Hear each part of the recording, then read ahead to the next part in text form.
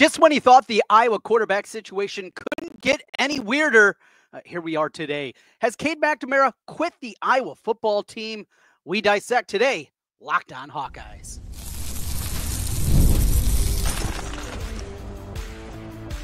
You are Locked On Hawkeyes, your daily podcast on the Iowa Hawkeyes. Part of the Locked On Podcast Network, your team every day. Hey, welcome in. I'm Trent Condon, and this is the Locked On Hawkeyes podcast. Thanks for making Locked On Hawkeyes your first listen every day. We're available wherever you find podcasts. You can also watch us on YouTube. Hit subscribe if you're watching on YouTube. Helps us get in front of more Hawkeye fans. If you're listening on the audio side, 5-star reviews helps us get in front of more of you Hawkeye fans out there. You can start the season off with a big return on FanDuel. New customers can place a $5 bet. You'll get started with $150 in bonus bets if you win your first $5 bet. Visit FanDuel.com to get started. So we get ready for the weekend. We got Iowa wrestling against Iowa State coming up on Saturday evening. We have, of course, Iowa basketball. The men back on the hardwood tonight down in Kansas City as they face off against Utah State. We will talk about that. We will talk about the matchup against Maryland, but we start the conversation today with the quarterback situation happening in Iowa City. And there is a lot of rumblings out there, though nothing definitive, nothing that is in lockstep. But this is a conversation that has been happening really all week long. And we go back to that Tuesday press conference and we ask the question afterwards, are we overreacting? Are we reading too much between the lines? Because that's what you have to do with a Kirk Ferentz press conference. You have to be able to read and decipher exactly what he's saying, because a lot of times he's just not going to outright come out and say things. And when he was talking about the situation being clearly cloudy, when he was talking about Cade McNamara was listed at the top of the depth chart, and then, well, Jackson Stratton will be the quarterback if the game started today. Just a whole lot going on. And then listening to people on the beat and talking to a few people that I know over in Iowa City, you get the sense that something incredibly odd is happening. And I think the easiest conclusion that we can draw with all of this, and listening to Tom Kakert and Scott Docterman and Chad Leistokow and a number of the people on the Iowa beat and talking to a few other people, is that this is coming as a surprise to Iowa football. And there is a very real possibility. In fact, I think a better chance than not, the kid McNamara is not even going to travel, excuse me, with the team to Iowa City, from Iowa City to Maryland, that he's not even going to make the trip. And if this is true, if the way that I am reading into this, and again, this is not reporting. This is not me reporting anything. Let's just put that out there. This is speculation. But the speculation is that Cade McNamara is shutting it down. Coming off a concussion, a guy that Kirk Ferentz was suspended for a game for, a guy that Iowa, they at the time had a lot of opportunities in the portal. And getting Cade McNamara was looked at as a coup for Iowa. As bad as the offense had been, you bring in what looked to be a competent quarterback. You put your neck out on the line.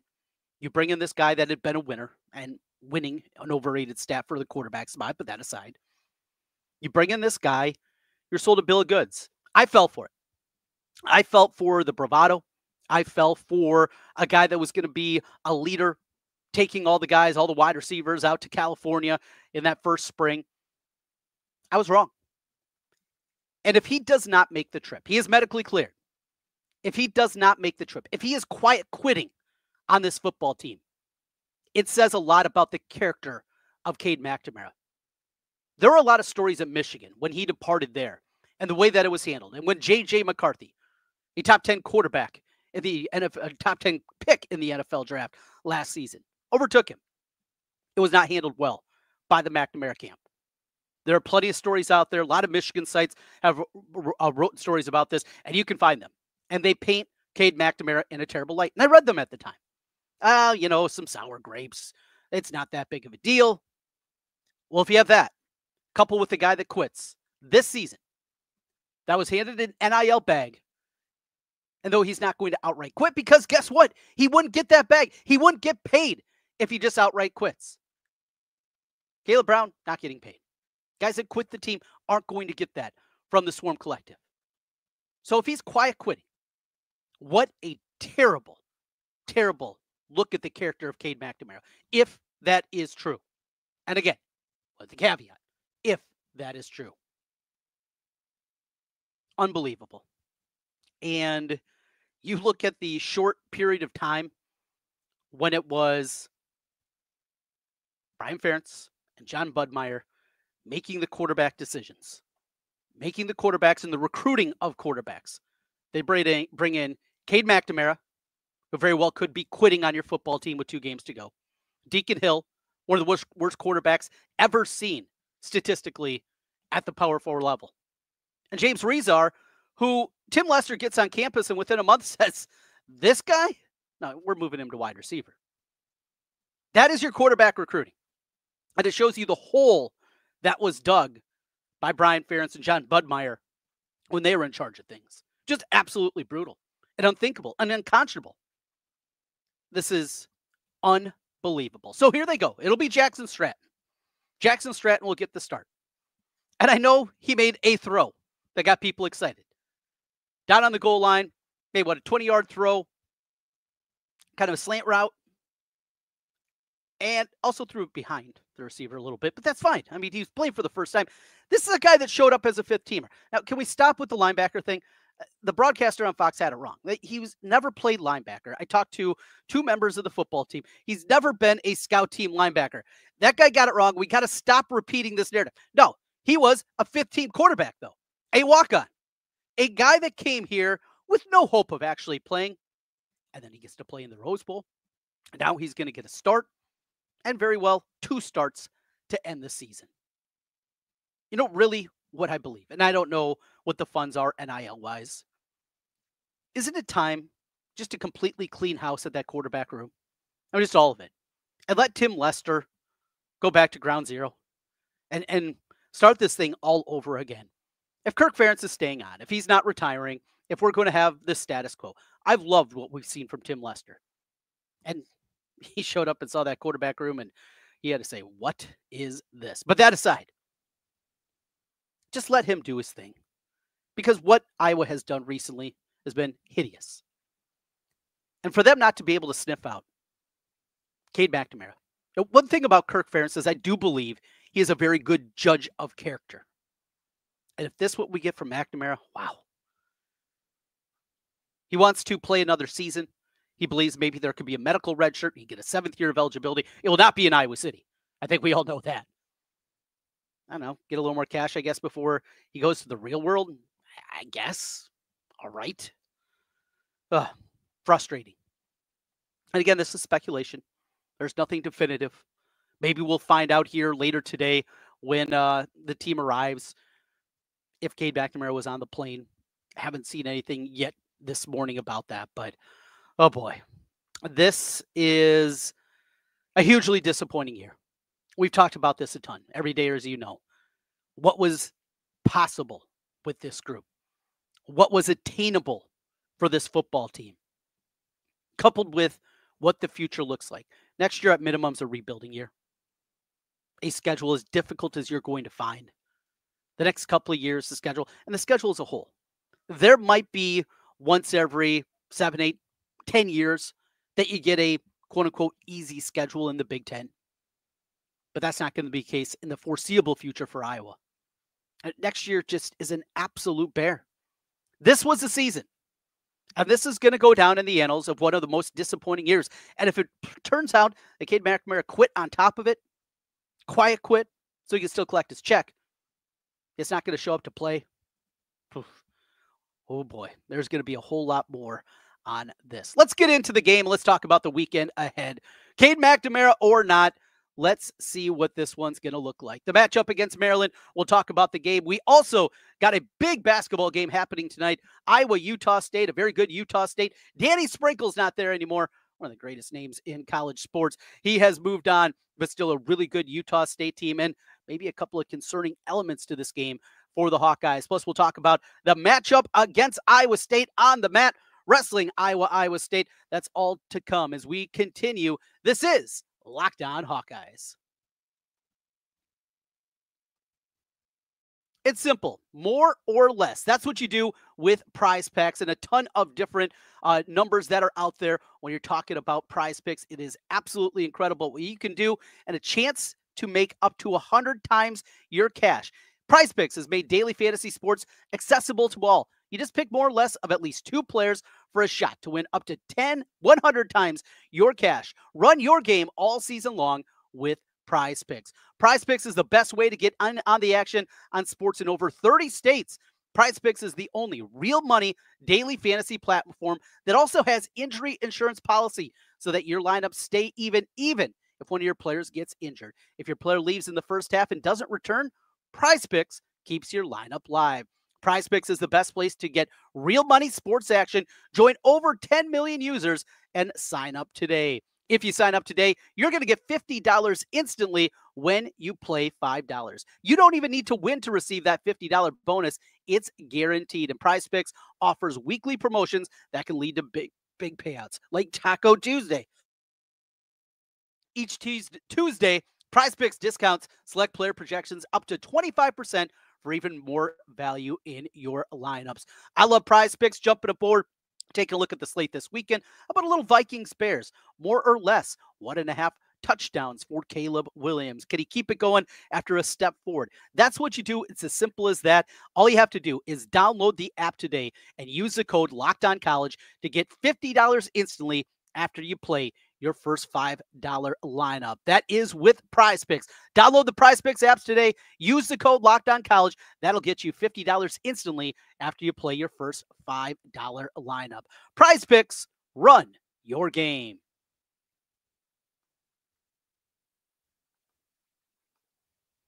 Trent Condon back with you once again on the Locked On Hawkeyes podcast, and thanks for making Locked On Hawkeyes your first listen every day. All right, let's continue the conversation here as we get ready for the actual game on the field. Jackson Stratton will be the man that will get the ball for the Hawkeyes at the quarterback spot. Honestly, I don't expect a ton. I think I was going to be in some trouble here trying to throw the football, and that's how you beat this Maryland team. You beat them very simply by throwing the football. Every team in the Big Ten this year has scored 27 points or more that has gone up against this Maryland D. The over-under at FanDuel, total points from Iowa, 26.5. Now, I like the under.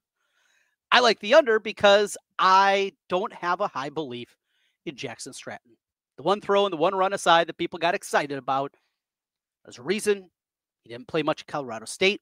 He was 4-17 there. There's a reason that he was a fifth-string quarterback.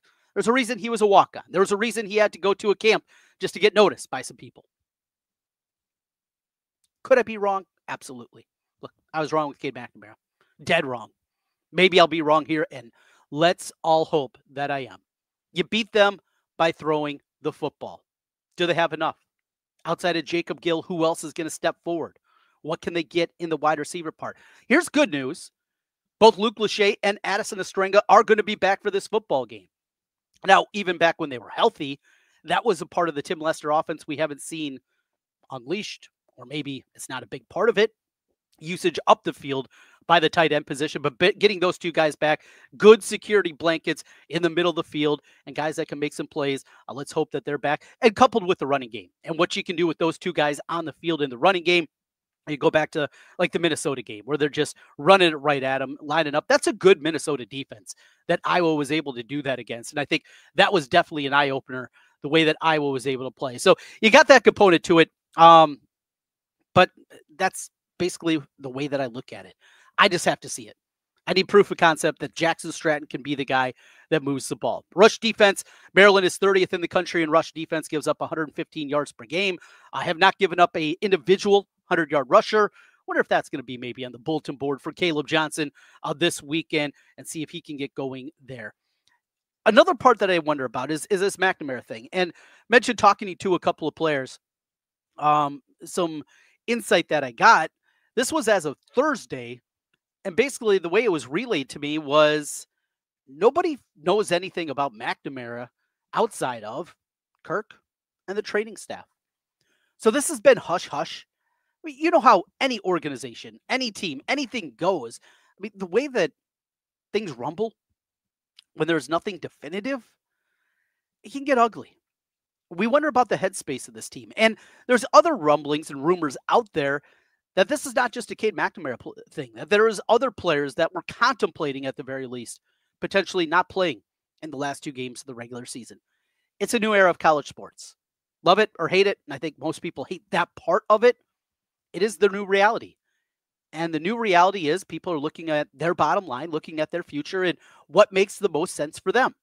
And it's incredibly selfish. And for old school coaches like Kirk Ferentz, it has to drive them absolutely crazy. But it is what college sports landscape has morphed into. This is where we are today. Where's the headspace? We've talked about some of the struggles defensively. Jay Higgins is coming back. At least it sounds like he's coming back. However, he's coming off a hamstring injury. And that thing can pop at any time. Anybody that has ever dealt with hamstring injuries or just following sports and knows hamstring injuries, once they happen, just how iffy until you are completely back to 100%. And this quickly, that's not likely the case. How that can go. The defensive struggles that we've seen throughout the year. Just how bad this team has been on the road this season. Third quarter against Ohio State.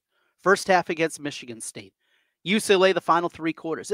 They have been an awful football team for whatever the expectations were away from home. And now, with all this, you heard Kirk on Tuesday talk about the second bye week, the distractions, the bye week in November. Because of all this, because of potentially guys looking to move on, looking to get the bag, whatever it is, too much idle hands? Could be the case. We'll see. One thing about Kirk Ferentz is he has been historically great. Back against the wall, everybody against us. But we talked about this a couple of times. And this squad has not been able to respond. The response to adversity has been poor, certainly for what we've seen from Kirk Ferentz teams for the most part throughout the years. And that does not give me hope. The other thing, as we go kind of back and forth, or ping-ponging this back and forth, is maybe Maryland's quit too. Now, this looks like a dead football team. They, defensively, we talked about it. You can throw all over them. Let's see if Jackson Stratton's going to be able to do that. But they just give up a ton. And you wonder, the likelihood that they're going to make a bowl game is incredibly low. They have to win their final 2 games. All right, beating Iowa this week is not a huge stretch. But then they have to beat Penn State to finish it up. And I think that would be a big stretch. They got dudes up and down the field. They got offensive firepower. They can throw the ball, something that Iowa has obviously struggled with throughout the course of this season, both down the field and underneath, the struggles and tackles that we've talked about. This Maryland team can move the football, and they've done it throughout the course of the year against most everybody that they played. Edwards is a good quarterback. He's completing 65% of his passes, nearly 3,000 yards, 15 touchdowns this year.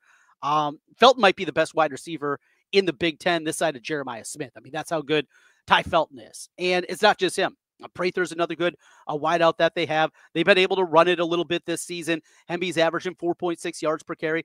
They got dudes. We don't know with this Iowa team. It's a frustrating place to be. It hasn't been very often that we've got to this point with the old divisional format that we go into the final stretch of the year with nothing to play for. And that's what it is. There is nothing to play for. The difference between the ReliaQuest Bowl and a Mayo Bowl and going to Detroit, maybe this team deserves to get shipped to Detroit for Christmas. I mean, it feels that way at times, doesn't it? Ugh. This has been a rough one. And the continued speculation does not make things any easier. All right, let's continue. Let's get into some good vibes here. Let's talk some Iowa basketball and Iowa wrestling to wrap things up. Huge weekend in front of the men's basketball team and the wrestling team. CyHawk, as Tom Brands looks to continue his undefeated streak against the Cyclones. The Hawkeyes on upset watch. We'll talk about that as we roll through. This is Locked On Hawkeyes. Today's episode of the Locked On Hawkeyes podcast is brought to you by Z-Biotics. Z-Biotics pre-alcohol probiotic drink is the world's first genetically engineered probiotic. It was invented by PhD scientists to tackle rough mornings after drinking. Here's how it works. When you drink alcohol, it gets converted into a toxic byproduct in the gut. It's this byproduct, not dehydration, that's to blame for your rough next day. Pre-alcohol produces an enzyme to break this byproduct down. Just remember, make Z-Biotics your first drink of the night. Drink responsibly, and you'll feel your best tomorrow. Doesn't matter if you're tailgating. I like to tailgate, have a couple of pops. Maybe it's just a Friday or Saturday night, or you're just enjoying a nice glass of something good at home. This is what you want to hit up. Every time I have pre-alcohol before drinks, I notice a difference the next day. After a night out, I can plan on getting ready to go, hopping up, going to the softball practice with my daughter without worry. 3 steps. Number 1, drink pre-alcohol. For best results, make pre-alcohol your first drink of the night. 2, drink responsibly. Pace yourself, hydrate, and get a good night's sleep. And number 3, enjoy tomorrow. Wake up feeling refreshed and ready to take on the day. Go to zbiotics.com/LockedOnCollege to learn more and get 15% off your first order when you use the code LockedOnCollege at checkout. Z-Biotics is backed with 100% money-back guarantee, so if you're unsatisfied for any reason, they'll refund your money, no questions asked. Remember to head to zbiotics.com/LockedOnCollege and use the code LockedOnCollege at checkout for 15% off. Today's episode of Locked On Hawkeyes is also brought to you by FanDuel and the FanDuel Sportsbook app. Ready to tackle the NFL action coming up this weekend? Do it with FanDuel. It's America's #1 sportsbook. Right now, new customers, you can bet $5 and get $150 in bonus bets if you win. The FanDuel Sportsbook app gives you everything you need to place live bets on the NFL all in one place. So when you get a hunch in the middle of the game, you can check out the latest stats, view live play-by-play, and so much more on the same page where you place your bets. Just visit FanDuel.com to join today. FanDuel.com. You'll get started with $150 in bonus bets if you win your first $5 bet. That's FanDuel.com. Never waste a hunch and make every moment more with FanDuel, an official sportsbook partner of the NFL.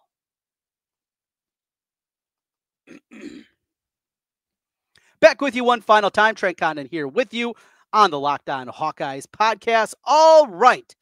We got basketball tonight. We got wrestling coming up. And in fact, there's a spread out for the wrestling duel over at Circa Sports, the Circa Sports Iowa or Illinois app. They have been putting up the last couple of years lines for wrestling duels, including this one. And I was surprised. Iowa, a 13.5-point favorite in the matchup against Iowa State. 6 o'clock tomorrow night for that one. But that aside, we're going to get to wrestling, talk about the matchups here a little bit, and what Iowa has to do to keep the winning streak alive against the Cyclones. But I want to talk basketball first.